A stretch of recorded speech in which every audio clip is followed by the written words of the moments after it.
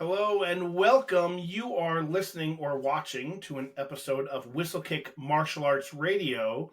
And today I'm joined by good friends of the show, Victor and his wife, Karen. Hi, guys. How's it going? Hello. It's going good. And the three of us are here to chat about building community through advanced training. And you're probably wondering, well, what is it they're talking about? Well, just hang on, because we're going to talk about it and you'll find out. But I just want to make sure everyone knows that you can go to whistlekick.com to get all sorts of stuff. Check out all the stuff that we're doing. You can purchase items like the really cool dragon hoodie that Victor is sporting, the new Kathy Long special edition dragon hoodie. It's got Kathy's name on the inside there. It's pretty cool. You can't purchase my dragon hoodie because this is a unique one-of-a-kind, but you can still go and purchase all kinds of stuff. I'm also wearing... Oh, look at that. He's got the pants. Yeah. No hat, though. No hat. No. That's right. My cousin has the Whistlekick hat that I bought the same time I bought these pants. Gotcha. Well, maybe next time you'll have another one. So, and if you do go to whistlekick.com to purchase things, you can use the code podcast15 and save yourself a little bit of money there. And you can also go to whistlekickmartialartsradio.com. That's kind of the home for the show. You can see all kinds of extra photos from all of our guests and transcripts and everything there. But we are here to discuss building community through advanced training. That's kind of a long title for a very simple idea. Victor, go ahead and chat a little bit about what it is you're doing out there in Kansas. Yeah, so one of the things that we talk about and in the circles of martial arts schools, I've talked about it probably with you, definitely talked about it with Jeremy ad nauseum, we've talked about it, is Karen and I opened our school, our new location here in a strip mall back in October. And we have a lot of conversations. We try to sit at the desk, which is right in front of the window, as often as we can. And as people are passing by, we just talk to them about our school. And sometimes we get the answer of, oh, well, I already train. I'm not at that point where like, oh, well, you should come train with us, because one of the things that we talk about is other martial arts schools aren't our competition. If someone else trains, my normal reaction is, oh, where do you train? Oh, that's great. What do you like about, your style? What do you enjoy about class? And sometimes I'll see the same kids walk by and, I ask them how their training's going, because as long as someone's training, that's awesome. I'm not intimidated by another martial arts school. We have one, right? That's right across the street from us, right? Mm-hmm. And I think that's great. I think the more martial arts schools that are around, the better it is, because as much as I hate it, Wolf martial arts is not for everyone.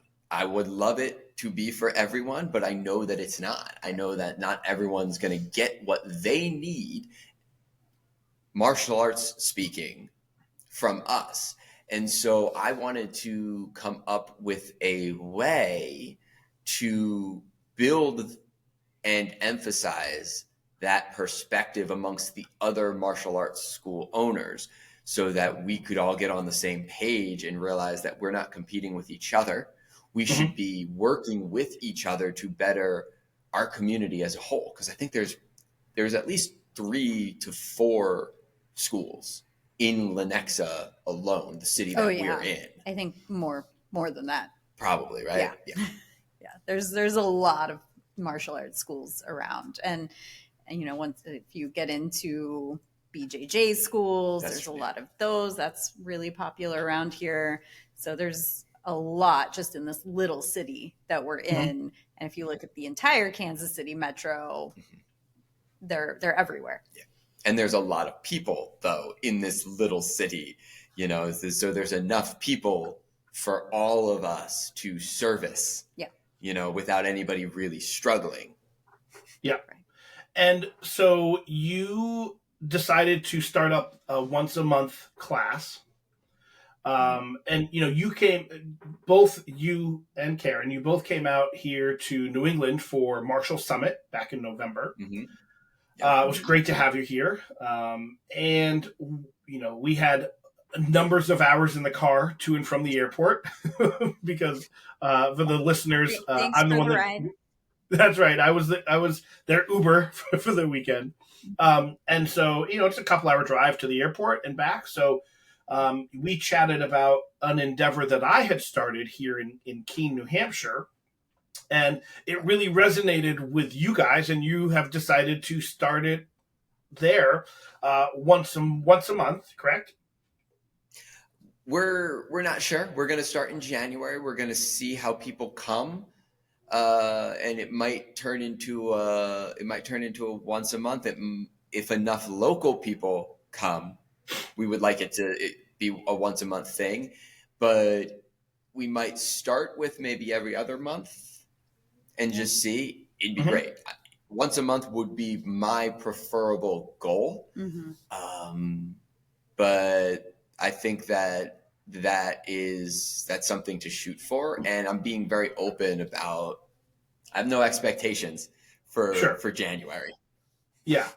So I'll talk a little bit about the event we had, what I started here, and kind of the impetus for it, and kind of what I've seen happen, and then we can kind of talk to you guys about what if you think it might work there as well. So a year and a half ago.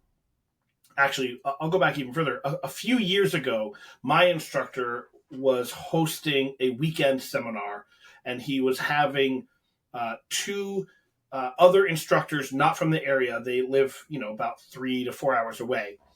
Come in and teach this weekend seminar.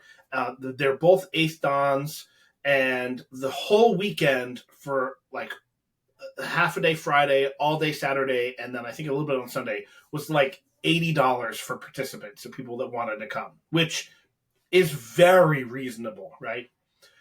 And I was shocked that only 5 people showed up.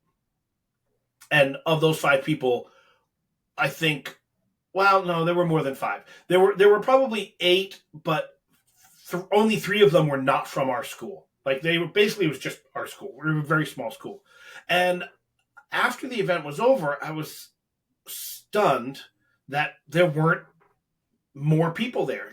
In Keene, there are, I think, 7 martial arts schools in Keene. And we had 3 people outside of our school show up to the event. And I was shocked. And I was like, I don't understand why. And I did a little bit of not soul searching, but a little bit of thinking about, well, why? And part of the reason is I felt, and I'm not going to put words into their mouths, but it's one of 2 things. They see us as competition, like you mentioned, Victor, or they just don't know us, that they didn't hear about the event. Well, why didn't they hear about the event? Because there's no communication between the schools. And I, Victor, like you, do not feel like I am in competition with any other martial arts school in town, because we all teach different things. And, you mentioned that your school isn't for everyone. So you may have a student come in that isn't the right fit. And so if you have good communication and collaboration with the other schools, you can send them off to somewhere else. So that's the problem. And so I went about trying to figure out, how can I make this better? How can I fix it? And so that's why I came up with, well, let me do a once a month class and open and invite all of the other martial arts schools to come for free. And at least that way they'll get to know who I am and know who our school is. So if we host another event, they would hopefully come. And when we talked about this in the car, Karen, I believe you mentioned, like, that's a really cool idea. Talk a little bit about how you're gonna try and make this happen in your neck of the woods. I mean, we already started a Facebook event. So Victor made it a Facebook event, and we've shared it with some of the martial artists that we know. There's actually some that around here in the Kansas City metro that I have only interacted with online. So I'm hoping to meet some people in person that right now I only, even though we're in the same metro area, probably 30, less than 30 minutes away. Hopefully they'll come and join us here in our new little space. But yeah, we had a little experience doing something like this with someone that he met through his his kung fu instructor. Oh, yeah. We went like an hour away from here for like a kung fu meetup, and that was my first experience with kung fu, because so far I've really only trained in Japanese and Korean styles and Okinawan. So it was kind of a little example for us of what we could do here, and just a sharing. Like, we just want to do a sharing event that is free, and just so we can all help support each other and grow. Yeah. And one of the things that I think about is coming off of Marshall Summit. Obviously, the three of us had plenty of time to have conversations, but after you dropped us off at the airport, Karen and I had a couple hours sitting in the airport, a couple hours flight. We had one layover. We had an hour drive home. Like we had a lot of time to unpack a lot of the things. And we were talking about, one thing that kept coming up is being the guy in your community. And I saw that a lot with you. In Keene, like, people know you, even non-martial arts adjacent people, like, oh, that's Andrew, right? And like, that's the type of thing that you only get when you're out doing things for your community. And the fact of the matter is that these other martial arts schools are a part of that community that we're trying to influence, that we're trying to lift up. And I think sometimes because we get caught up in the weeds of the business side of things, we're like, well, we don't want to lift up someone that could take away our students, but we're not a Starbucks. We're not a Burger King, but even those things like Burger King and McDonald's all exist within the same towns from each other. Absolutely. Yep. So when I started here in Keene, this once a month series, I started putting myself in the other school owners' footprints, and I put myself in their shoes, and I tried to determine what issues or what negative things they would have about this, and I tried to then mitigate those things. And one of the things that, and again, I'm not saying this is what they thought. I'm thinking in my head what they might think. And one of the concerns I could see someone saying with this type of event is, oh, they're just trying to steal my students. So why am I going to send my students to Andrew's event? I'm not going to send my students. Forget it.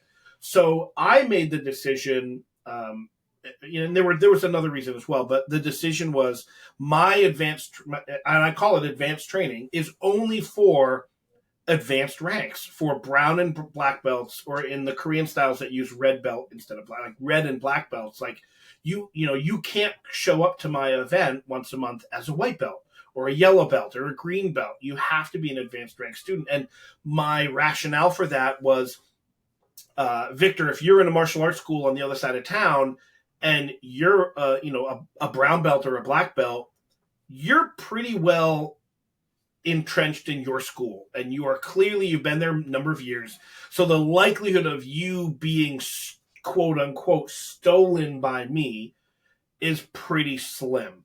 And so your instructor, and this was my thought, that your instructor would feel a little more comfortable about an advanced student coming to my training than a brand new student that's been there a month that isn't involved in their culture. And so I made it very clear that this is for advanced students. The other rationale is that, I'm a huge fan of cross training in other things, other disciplines, but I'm not a huge fan of white belts training in 6 different martial arts, right? I mean, I feel that you should try one for a while and get really comfortable with it. And if you don't like it, switch. But training in multiple arts at once can be, not always, but can be problematic. Are you doing the same sort of route where it's only for advanced students, or is it open for anyone? Just advanced. Yeah, just so yeah, I think we've only invited black belts so far. I yes. don't think we're expecting anyone below black belt for this first one. Yeah. And I have a gentleman who called me from a school, and it's funny. We were less than a month before we were even here. We were teaching less than a month across the street at the community center, and I guess our Google business page was doing really well. A guy called us and was like, "Hey, I'm hosting a tournament. Do you want to come?" And I'm like, "That's great. My students don't even know how to block yet. So like, keep us in mind, please, next year." Yeah. I want to do it. So I have him on my list that I want to call, because I want to do a personal invite to him. And I'm going to tell him, if you have any brown belts or up that want to come, my Kung Fu brother Reed, who is going to come and support us because we drove an hour to support him, he too he asked me, can I bring some of my other students, but he's not bringing anyone that's lower than red sash, which is, I think, they're right before black. So sure. We, for the very same reasons that you said, is, I don't think it's good for a white belt to jump from one style to another. I think it gets confusing. It gets confusing for me to jump from one style to another. I just have the wherewithal to think it through a little bit. So we're just going to do that and see how it goes. So the other thing that I did is I made a conscious decision, unless absolutely needed, to not teach myself. So I started our series in June of 2022. So it's been a year and a half. And I have not taught once. I've always had a different presenter, and no one has presented more than once. So 1 month, the very first month, was a former instructor of mine who was a Goju-Ryu instructor. So he came and taught some Goju-Ryu. And I'm going to get the order wrong, but like then, we had someone come in and teach some Kempo. We had someone come in and teach some Judo. We had someone else come in and teach, some ground stuff. So every month it's been a different presenter, a different person coming in and teaching this 2-hour class. And it's never been me, because again, putting myself in local instructors' positions, I didn't want it to look like the Andrew show, that they're there for me to impress. It's not about me. In fact, I like that I have not had to be an instructor, because it means I get to learn. And that's kind of how I present it to the locals. And it has worked. Of the 7 martial arts schools in Keene, there are a couple that have not quite been involved yet, although because I have this, I have had much better communication with them, and I can't speak for them, but I don't think that they see us as competition anymore. But it has worked, and it has helped build a community. And I have found, when I started it, I expected it to be the 7-ish schools in Keene. But what I found is I have people driving 2 hours to come to this event. They're not even in the Keene area. But it's something that they enjoy and look forward to, and every month it's something new. So what are your plans for instructors? Are you going to do the same sort of thing? Or what are your thoughts there? I think we are planning on treating it a little less like a mini seminar and more like a workshop or like an open lab. Yeah. Nice. So instead of just having a presenter that teaches everyone something, I think we're going to kind of let everyone have a chance to show us something from their style. Like maybe like what Victor's talking about for this first one is Hook punch. Yes. Yeah. You, yeah. Yeah. So I gave some people warning. I asked you to reach out to Miss Kim to maybe ask her to prepare, but I was like, hey, if you're gonna come, I want you to maybe think about like, how does Shingy deal with a hook punch? It's one of the most common punches that comes in, and we always joke that our system, we have a whole bunch of answers to a hook punch, and none of them are actually a part of the curriculum for belt testing.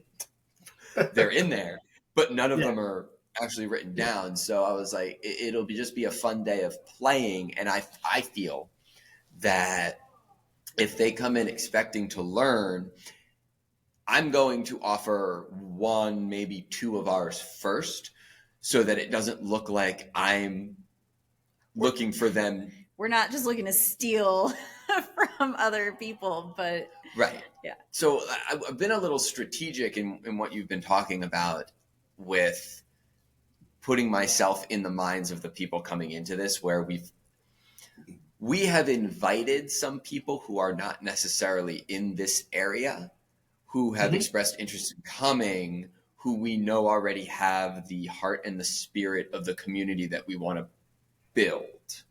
And so their presence will be non-confrontational, because this guy teaching Xingyi is from St. Joe's, which is an hour away. His instructor who might come is St. Louis, right? Our friend Adelark, she does Taekwondo. She's from Nebraska. Like, so they're not necessarily in town, and I'm going to offer, and I'll be very open, like, hey, listen, if you like this, sure, go ahead, take it. It works. Yeah. Otherwise, I wouldn't be teaching it. If you like part of it, sure, take it and adapt it to your system, and then have some other people show, and then ask maybe some of the other, does anyone else like have something that they want to share? Well, share with, how do you? So when we went to the thing in St. Joe's, Reed asked me a question about our curriculum, and then they all started asking us questions, and we're like, we came here to learn. I didn't expect to present some things, and they're like, oh, well, show me that. And that's kind of what we have a loose plan, and that's kind of what we're hoping to do. Here's something we're going to give you freely and willingly. If you don't want to share back, great, but we want to open the floor and just let the day go where it goes. We have a start time. We're going to break for lunch. I'm open to people if they want to come back to the dojo after we all go out somewhere local to eat, to kind of keep working. Yeah. We purposely planned it on a day. We don't have anything else to do. Yeah. That we were free. That's great. So, and our model is very much the same. Our class is from 10 in the morning until noon. It's a 2-hour class. And, I basically, when I started, I knew who was going to be the first presenter. But after that, I didn't know. And my plan was, and still has been to this day, for the most part, I started out, just looked at the people that were there the first month. And when it was over, I said, hey, you want to do next month? Yeah, sure. And so it just kind of organically grew. And, again, my intention was it was going to be locals learning from each other. The 7-ish schools in the area, we would all just swap. And, if 6 of the 7 schools got involved, we each did 1 month twice a year. That covers a whole year. And it ended up not being that. But it has been really nice growing the communities to, when we started out our first month, I think I'd have to go back through, because we also have a Facebook page, and I post photos every month at the event. I'll take a picture so I can push the event, but also I have documented who was there each month. But we've had some months where there were only 2. I mean, there was 1 month that were only 2 or 3 people there. But then we've had months now that it's grown to like 15 to 18 people. And so we're recording this right now, the end of December. And I think your first event is January 13th. Yep. And Actually, coincidentally, that's the second Saturday of the month, which is when ours is as well. So Nice. we'll be training together, but separately. And we should get together after your event and chat about how it went. What do you envision? What do you think is going to happen? We're recording this before it's going to happen, so you don't have to be right, but I'm curious if you have any thoughts and ideas on how things are going to go. I mean, I hope people show up, but I think it'll be an eye-opening experience for people that haven't gone to like a free training day. Like, if people are only used to getting together with other martial arts schools to compete or, you know, have paid seminars, I think this will be refreshing. I hope. Yeah, that's. I'm hoping for it. Even if I know no one, even if it's just me and you, we'll have a good time. Yeah. We'll have a good time working out. But I know it's not going to be. I know that there's going to at least be those few other people that show up. I'm hoping for at least one of the other local schools to show up, because I just want to start that idea. You said it great, Karen, with the most people are only used to getting together when they're in competition. And I asked this question recently in the Whistlekick Resources Facebook group to the other school owners. I was like, how do you best like to expose your students to other styles and systems? And a lot of them said competition. I've never been a tournament guy. I have personal feelings about how modern karate tournaments are run. I don't like what they emphasize. For me, I've always loved either having a black belt from another system come in and teach a seminar, or working out. When I first got my Shodan, I had keys to the dojo, and me and my training buddies and some of them that trained in Philly when we were in New Jersey, whenever they were over, we'd be like, oh, hey, let's all go to the dojo. And it would turn into like an informal bettering of each other by working out with each other amongst styles. And I've always preferred that to, I'm going to put my students against your students to try to win this shiny piece of plastic to put in the window. And in a nutshell, that's what this advanced training that we both are doing is. It's having another instructor come in and present their material. You know, I made it a point to not tell or ask any presenter coming in what to teach. And, you know, when it first started out, people would comment on the Facebook group. You know, I would say, Victor Garino is coming to teach next month. Let's all show up. And people would say, what's he going to be teaching? And my response is always, I don't know. I have no idea. I'm not going to tell you what to teach. You come in and teach what you want to teach. And so it's a bit of a mystery sometimes. But it's a great mystery, because then we show up and the person presenting gets to show whatever it is they want to show, which is really cool. Really cool. So we'll get together after your first event. So for the listeners, it'll be like that, but I'll see you. We'll get together in a month or so. Any other thoughts before your first event? No, I don't have any. No. All right. So, listeners, we'll see you back as Chuck Woolery would say. I'll see you in 2 and 2, but it won't really be that long because it'll be quick. It'll happen just like this. Wow, that was really fast. Holy guacamole.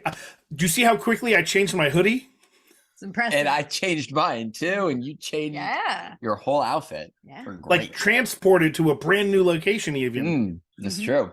Wow, amazing. So, Karen and Victor, great to see you. How are you guys doing today? Good. Trying to stay warm. It's high of -1 tomorrow. So, yeah. Cold here. Yeah, it's rainy here, kind of cold and dreary, but I get it. So today was your first advanced training, first day, kind of like doing anything your first time. Like, how did it go? Okay, so I'll preface this. We had a rough week as a dojo. Weather-wise. So we're coming off of, first of all the schools are coming off of their winter break. They all were open on Monday and then had snow days Tuesday, Wednesday. All went back to school on Thursday and then all had off of school on Friday because of freeze warnings. Yeah. Freezing and precipitation. So even though this was supposed to be the first week where everyone was getting back into their schedule, there was no schedule. My stuff kept getting interrupted as I had the kids home with us and you still had work. Yep. I am grateful to say, having at our location only been there since October, we did not close or cancel class a single day this week. We made it there every single day. Not all of our students did, but we were there for them. Yep. And I even was able to start our new Toddler and Me program. So even with pretty So a lot of stuff leading up this week into the training today. Yeah, and then it started snowing again this morning, actually, as I was finishing up our morning Zen movement class, which the training was supposed to take place immediately afterwards. I started seeing kind of the snow start to fall more consistently, and we didn't know who was going to come. We already knew one of our friends who was going to come from Omaha, just 3 hours, wasn't going to make it. She takes our class virtually. And so she was there online, and she says she tried to leave this morning, and where the roads were probably good, she just could not get out of her neighborhood. Gotcha. And then we did have we had one person actually be able to show up. Yeah, one person actually came.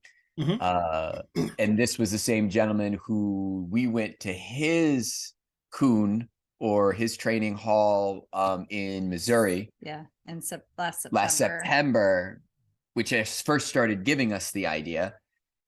And then, so he came down, and so it was just the three of us. And it was a light turnout, but it wasn't unfruitful. We, of course, didn't do what we had planned, what I had thought we were going to do, what we had planned. It was more talking, comparing and contrasting, us kind of picking his brain with some things and problems that we're working on, and just share. It was still a sharing of ideas. Sure, absolutely. But less so on the physical side of things. Gotcha. Now, this person, is it someone, I mean, obviously you mentioned you had been to this person's school, visited in September, but is he someone you would consider that you and you have trained a bunch with and you knew really well? Is he in your community of friends, essentially martial art friends? Okay, so, I mean, one of the goals that we talked about in this episode half an hour ago was building that community. And do you feel that that happened today? Yeah. I mean, more we got to know him better because we know him through your Bagua instructor. He is another virtual student of my Bagua instructor. Actually, I found out that he was my Bagua instructor's first virtual student. So I have this guy to thank for the whole reason why I get to train in Kung Fu online, because he was the first person that he did it with. So. Gotcha. So even though low turnout, you still got to accomplish one of the things you were looking at doing, which I think is something to hold on to, right? That's an important thing. Jeremy and I have talked often about how 1% growth over a year, every day over a year, is still huge, right? You not everything you do is going to have huge leaps and bounds of improvement or advancement. So I think that that's still good. I know one of the things that Jeremy and I mentioned today at lunch. Jeremy was down teaching at our advanced training today, and we all went out to lunch afterwards. And he was impressed at how well that the program I have here has grown, but it's also been 18 months. And it was one of, the expression he brought up was the Field of Dreams complex, right? That, you have to start, and it's going to grow as it gets more known. Weather definitely played a factor today. Sounds like for you guys, for sure. I mean, I know a couple of people that didn't show up at ours today for the exact same reason, weather. And so, you have to go in and just, where do you go from here? You had your first one today. What's the plan for the future? We already kind of picked a tentative day for next month, so it's in about 6 weeks. Yeah. We're gonna try. We're gonna try again, and hopefully get more people from even closer to come.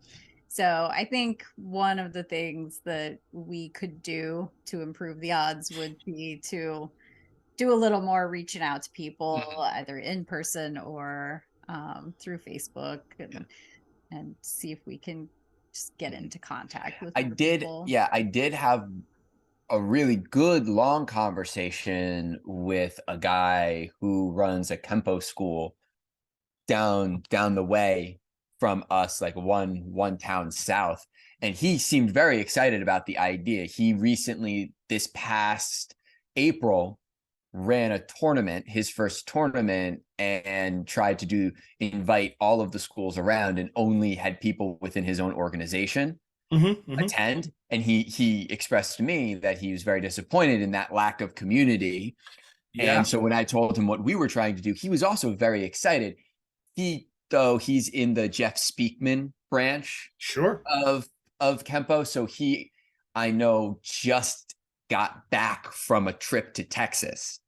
So the timing for this one may not have been good for him as well, but he was very excited, and he could be someone who comes again when we do it. And we have kind of agreed to commit at least the next 6 months to doing this thing, because it's true. I mean, our first class that we had when we opened, or when we taught our first class in April, we had 9 students. That was shocking. Yeah. Right. Yep.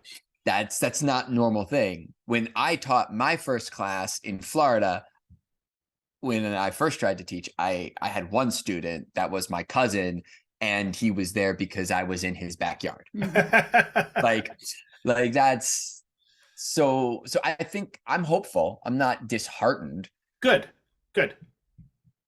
So I think that's an important distinction to make, that recognizing that things take time, right? And I think you are right. Starting your very first martial art class when you open a school with 9 students is an abnormality. Not that it never happens, but it's probably a rarer thing than most people would realize. And so you've got to start somewhere, and you did it. You got one under your belt, right? You did one, and I think putting a goal. Just a few weeks ago, we released an episode on goal setting, and having that goal, saying we're going to do this for 6 months. I think that's great. Awesome. Anything else to any other thoughts or comments? I mean, I think this week, just we had to show up. And this week was just good practice for us to just show up, even though the weather was gross. We didn't expect students to show up. We weren't sure who was showing up to this, but we showed up every day. And I think that's the hardest part sometimes, is just showing up. I mean, that's true for all of us, just going to class sometimes. So it was definitely hard. There were definitely days where it would have been easier for us to not be there, and our student body is small enough to where we could have just canceled events and things like that. But I think every night this week, Monday through, somebody came, at least one person came, and honestly, like, for that one person, it made all the difference. I mean, I got a text message right before we started recording from the guy who came, thanking us. Oh, that's great. He's like, oh, thank you. He's like, thank you so much. Next week, he works in the medical profession. He's like, next month I'm on call, but if you have one in March, let me know, and I'll try to make that as well, because he's not going to be able to come in February. So that, like, it makes the difference, and that's kind of what by far, I think we all would agree that's a success, right? You have started to build your community in your local area. So, why don't we throw it one more time? Where are you located? Give me a little bit of details, because, we're going to have people listening to this that are likely in your ish area.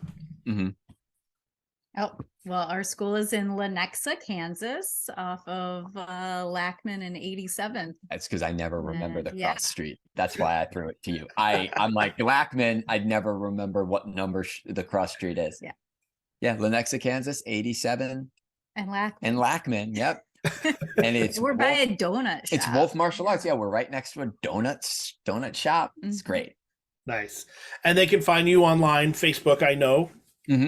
Facebook, Instagram, or you can go to our website, which has all of our links on that as well. Awesome. And I'll put all that stuff in our show notes as well. So excellent. Guys, thanks so much for being here. I think what you're doing is great. And I think building the local community, I think is important. I think, it's one of the reasons why I started it here in Keene. So, I'm looking forward to seeing how things continue to progress, and I wish you the best.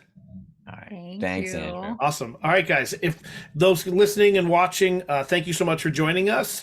Don't forget, you can check out whistlekickmartialartsradio.com, where this episode will have its own page. It'll have a transcript. It'll have probably a few other pictures and things that I might put up.